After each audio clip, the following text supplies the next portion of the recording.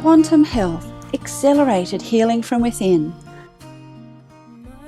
So I'm talking with Valma Cronau about homeschooling. Welcome, Valma. Thank you. Good morning. And so, Valma, I met you quite a few years ago now, and you're still running the Gold Coast Homeschool Group. Tell me all about the work that you do. We basically an activity/support network. We organise weekly activities for the families, anything from 1 to sometimes 50, 60 kids turn up to some activities, sometimes more depending on the activities. We've got park days, educational days, beach days, fun craft excursions, wherever we feel like going. Plus a support network for mums and dads as well, to get together and chat about problems and issues that we're having, and everything from new parents to parents who have been doing it as long as I have been, so that they've got the experience to call from. Fantastic. And obviously the outings aren't really happening at the moment. No, not for most of us anyway. Yes. There's been a lot of Zoom groups going on, and there's a lot of free stuff online that a lot of parents are pulling from at the moment. So fantastic. Yeah. So for people who have suddenly been thrown into homeschooling, who have never had any experience with it before, and also there's probably people struggling who, the kids and themselves are used to the routine of going to school, and the kids are used to that. So there's such a big change with suddenly being at home all the time. What's some of the tips that you would have to start off with for those new homeschooling kids and parents? Firstly, I'd say breathe. What they've got to realise is they can't compare themselves to us. We have been homeschooling for years. We made that choice to homeschool. So we did the research. We did found out all the tools and everything we needed before we started. So we sort of knew what we're doing. These guys have got no choice. So they need to breathe. They need to be kinder to themselves. And not expect super stuff from their kids, because their kids are unsettled too. As you said, their routines have been thrown out. They're very uncertain times at the moment, and kids aren't functioning, parents aren't functioning. The kids are picking up on that stress, and the media, everything is penny-sized, if that's a word. Yeah. That they're making it out really, really bad. And that's going to interfere with how the kids function in their schoolwork. So even though they're sitting there on their computers doing the schoolwork that the school has supplied, they're not going to function as well because they're stressed. Yes, yeah. Government have supplied lots of free stuff online. There's also many websites worldwide that have got access. They're giving access to all sorts of even science experiments and games and craft classes, acting classes, everything free. So there's so much stuff that they can do. One of the things we've found, and I said this in a newspaper interview last week, start by letting the kids have a bit of control with what they're learning. Get them to help look at what has to be done. So, okay, well, the school have allocated, we've got to do this for the week. Let the kids work out what they're doing for that week and get them to draw up a program. Most schoolwork can be done before lunchtime, because you're not competing with a whole classroom of kids. And then spend the afternoon just chilling, just playing games. There's a lot of videos, there's lots of fun stuff that they can do, or they can give them fun time as well. Don't just make it all hard. For younger kids, the best thing to do is, as silly as it sounds, is Lego. Lego is maths in a box. There is so much skill, hand-eye coordination, maths, fractions and all that sort of stuff can be taught using Lego. It's something that schools don't draw on because it's so expensive. So when you say fractions, how would you do that? Well, if you get a standard piece of 4 Lego, like 2x4, you can use halves, you can use quarters, you can use sixths. get one of the big plates and say, okay, well, let's divide this plate. I think the average plate is 10 by 10. So you've got 100 sections there. So get them, divide that in half, put half, say, okay, well, I want you to make that 50, show me 50% of that, and give them enough Lego to cover 50% of it and see if they can do it. Okay. And then make it a quarter. And there's all sorts of stuff. Fun thing I used to do with my son was actually sultanas. When he was little, I'd give him, say, 20 sultanas and say, right, if you can show me half of the sultanas, you can eat the other half. When he got to 12, 13 years old, because he was having a lot of learning issues, we used pizza. And so we'd every once a week or once every fortnight, we'd buy pizza and we'd do his fractions using pizza. Okay. And we'd get 2 pizzas and we'd divide one into sixths and one into eighths, or one into sevenths. And we'd work, okay, well, how many sixths of this one do we need to equal the same amount of that one that's cut into different size pieces? Fantastic. So, and I think one thing that people don't realise is that the amount that kids can actually learn just from those simple sorts of things, because I know, as you said, that often the kids can get all of their work done easily by lunchtime. I mean, my girls, pretty much their whole primary school, only my second daughter went to school in year 6, and the older daughter didn't go to primary school at all. And I think we probably spent over those years of learning, I think we probably spent 3, maybe 4 days doing school, and it was always done by lunchtime. And the rest of the time was able to, they were able to do outside activities or different things. So you really can get a lot done in a short time. And those other just day-to-day things around the house, or like you say with the pizza or other different things, they're learning an incredible, even just reading a book. They're, when they're young, they really pick up on all those reading skills very easily without needing that intensive in the class 6 hours a day sort of thing. That's exactly right. Our girls, they're both adult. Our 3 children are all adults now. None of them ever went to school. The 2 girls never did, right up to year 10, did maximum 2 hours a day, 4 days a week. Right. And the oldest one finished year 12 at 16. The wow. other one finished she was 17, almost 18 when she finished, but that was because she chose to do that. She also had 3 certificates by the time she finished school and was working full time. So she took the last 2 years different. Our son, on the other hand, he did 3 to 4 hours a day, but most of the time still only did 4 days a week. Right. He was 18 when he finished, but he couldn't read until he was 11. So it was very different to him. Very, very different to the girls. Our oldest daughter taught herself to read by the time she was 3. Okay. So we had the extremes. Yes. But they learned so much. Even gardening. A lot of families at the moment are spending a lot of time in the garden because it's the only thing they can do. They're building veggie gardens and stuff. Even working out, okay, well, I've got a punnet of 8 seedlings. They've got to go 10 centimetres apart. How much room do I need if they're going to grow 50 centimetres each thing? So even that's maths, it's science, it's home economics, it's everything. Wow, that's fantastic. They can learn so much without actually sitting there reading it out of a book. And what they're doing hands-on sticks in their head a lot more than what they read out of a book too. Right. That's scientifically proven. Yeah, and if some of the parents are a bit worried about, are their kids going to be able to keep up? Are they going to be able to catch up if they're behind in something?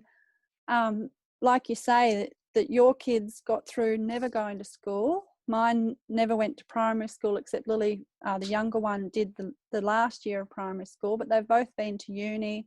They both were working full-time before all this lockdown, and so they can do very, very well without that really structured 6 hours a day, can't they? Yes, definitely. Our daughter manages a boarding kennels. She's also a zookeeper and has travelled all over the world working in zoos. Our second daughter is a youth worker and has just finished her master's in human rights. She's only 27. So Fantastic. yeah, our son wants to be a photographer / he's looking at photojournalism. Mm. But yeah, they don't need to sit there for 6 hours a day. Tests have been done as to how long children actually do work while they're at school. And the average day has something like 45 minutes or something schoolwork. The rest of Right. the time is listening or waiting for help from the teacher or sitting there twiddling their thumbs. Yes. Yeah. What they've got to remember is that most of the world is in the same boat at the moment. Yeah. Yeah. A lot of kids worldwide are being homeschooled. So Mm. they're not going to miss out. A And few months is not going to do anything. You get to summer break in America and they're off for 3 months of the year or something anyway. yes. Yeah. So it's not going to be much. And what's really interesting, I know for a little while there was a little bit of a push against homeschooling for a while.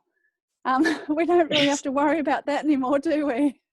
No, not in Australia, we don't, thank goodness. In America, there's a very strong push towards it, especially with this new presidency race coming up. One of the presidents is very anti-home. One of the candidates is very anti-homeschooling, and he's talking about Really? getting rid of it. Oh, There's okay. a Harvard thing being done at the moment to push it and to stop it. But in Right. Australia at the moment, we're fine. They don't like us, but they've got the proof that it works. Yes. And That's ridiculous. You wonder why wouldn't anyone like it if the kids are doing well, the results are fantastic. Most kids that I know I think have done honestly that's well. written by us. I Yes. think, yeah, because we've got more control over what our children are teaching, what we're Um, teaching our children. yeah, what they're learning, absolutely. Um, Which really it's not a good system if no, if they're being taught things that if there's something wrong with what they're being taught at home compared to school, yet they're getting all the grades, they're doing really well, they're going to uni, they're getting jobs, they're doing perfectly well. There's no reason why they shouldn't be doing that. yeah, no, that's exactly right. Exactly Mm. right. One thing I know, they're certainly becoming independent thinkers.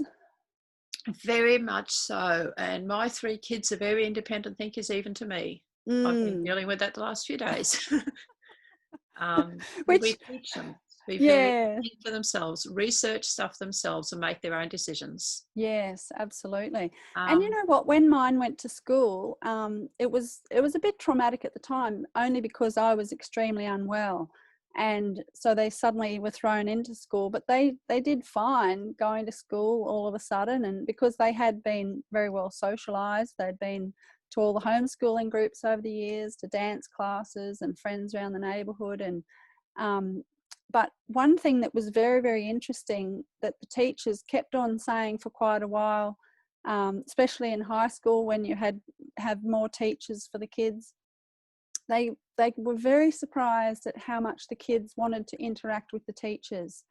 That they yes. weren't, they hadn't grown up with this strange sort of student teacher, don't like the teacher type of Yeah. attitude.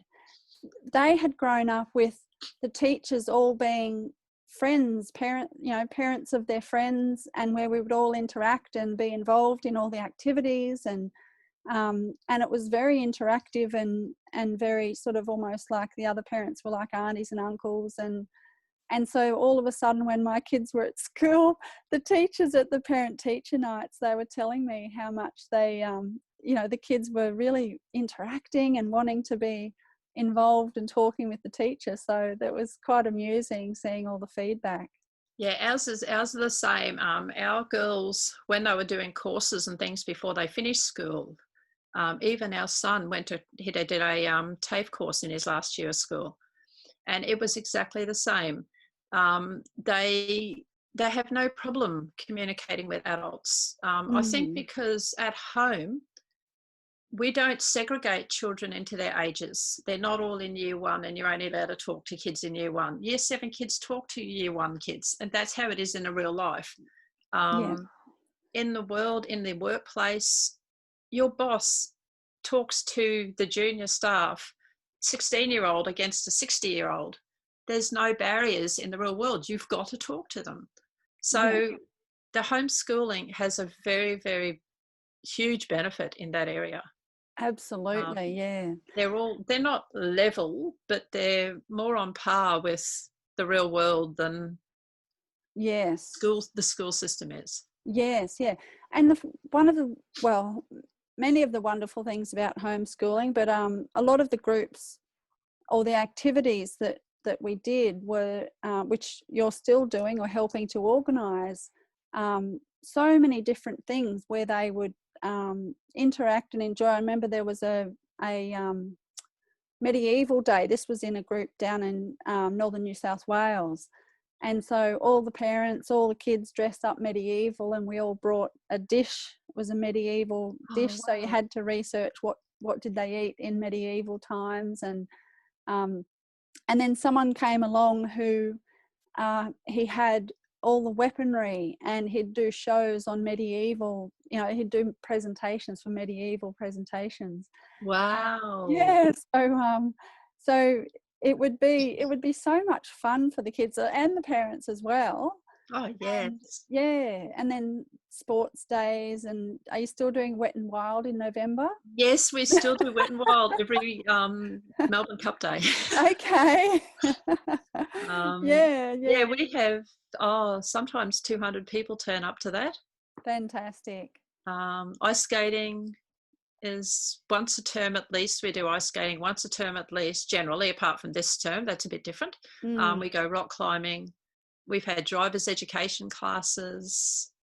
I was thinking, one thing I was just thinking while you were saying that, so what we've got to remember is that this time of school, homeschooling for these kids is very different to what we do. What the Yes. kids are doing now is really isolation learning. Right. Homeschooling is not like that at all. As Yeah. you're saying, we do. I mean, our group, we have every Tuesday, we have the activities I plan, plus the kids do photography, they do drama. On the Gold Coast, where I live, we have classes, activities all day, every day, depending on what the kids want to do. Right. There's even Minecraft classes, there's Harry Potter classes, there's Dungeons and Dragon games. We have a shop in Southport where we can go to that's a board game shop, and the kids all sit there and play board games for 3 or 4 hours straight. Wow, that's fantastic. There's cooking classes and sewing classes. It's very, very different to what the families are. Even homeschool families are unsettled at the moment because we're not having the regular social activity that we normally have. We're missing it like everybody else is. Absolutely. Yes, yeah.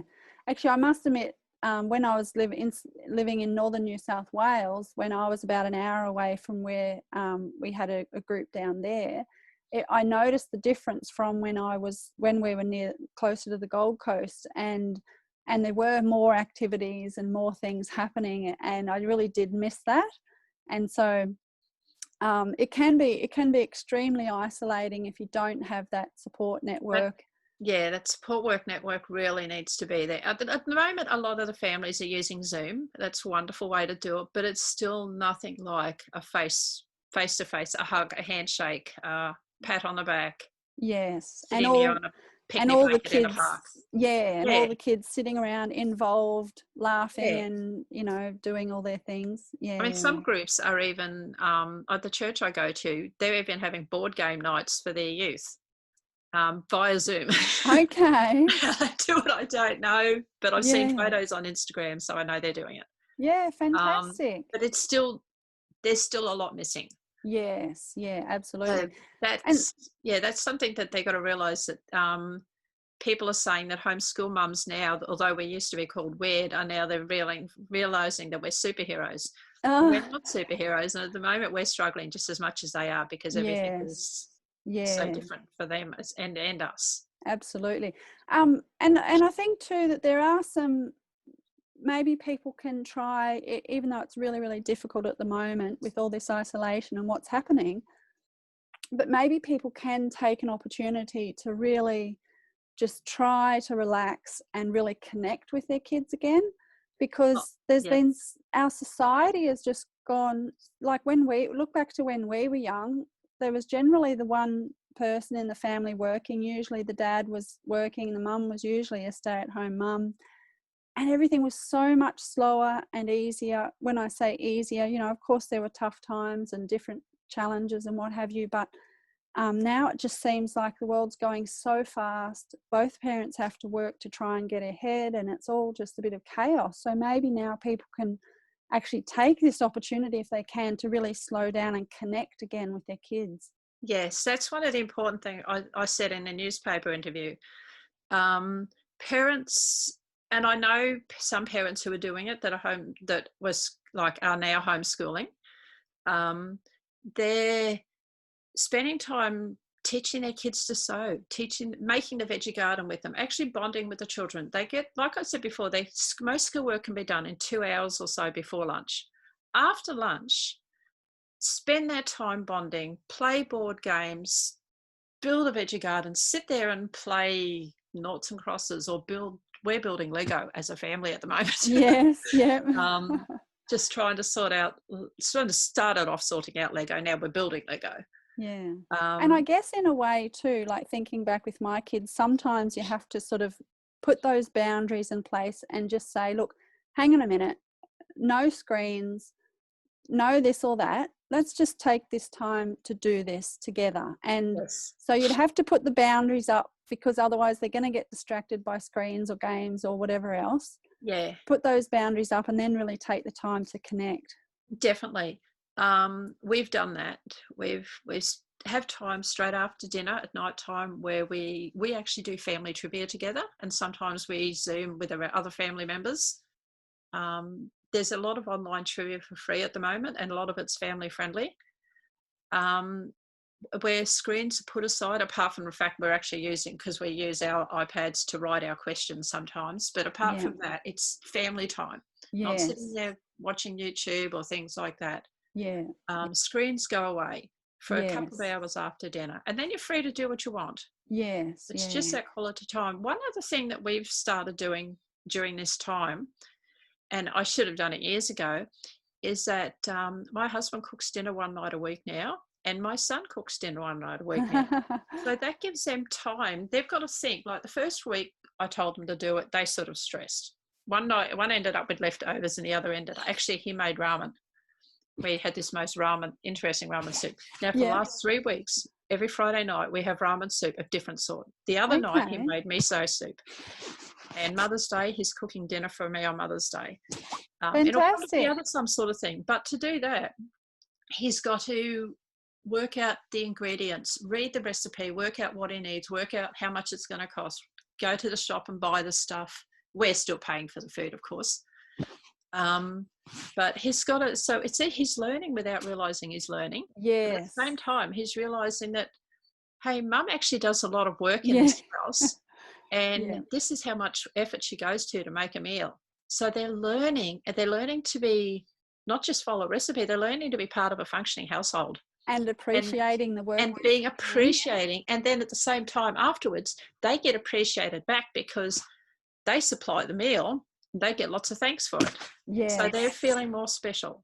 And that's so important too. And that's a part of the homeschooling, is to really appreciate and really put the value behind what you're doing and your day-to-day activities. Very much so. Very much so. Yeah. Yeah. I think parents are underappreciated. Yes. Mums in particular, because it does, most households, it does fall down to mainly mums, and a lot of dads are working from home at the moment. A lot of mums are too, I understand that. Yeah. But generally it's a lot of the homeschooling is done by the mums, and they are underappreciated. So this is giving the children a chance to really see what happens around the house, and the other half as well, the other partners, to see what happens around the house and how much it takes to run a household. Actually, and getting the kids doing some jobs is good too.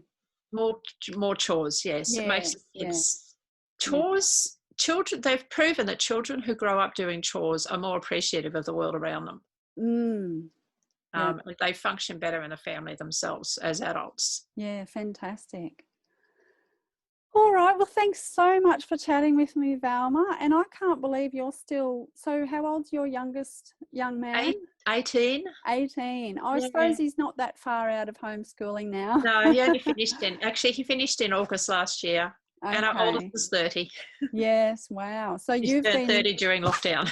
yeah. So you've been how many years now have you been running the Gold Coast Group? We've been homeschooling for 25. We started running the group when our oldest was about 7. Okay. So roughly 20 years, I suppose, I've been running the group. Wow, you must have seen a lot of kids come through all the get-togethers and so many. I mean, when we started homeschooling, there were that we know of 4 homeschooling families on the Gold Coast. 2 of those families had adult, teenage children, and then myself and another family who our girls homeschooled all the way through together.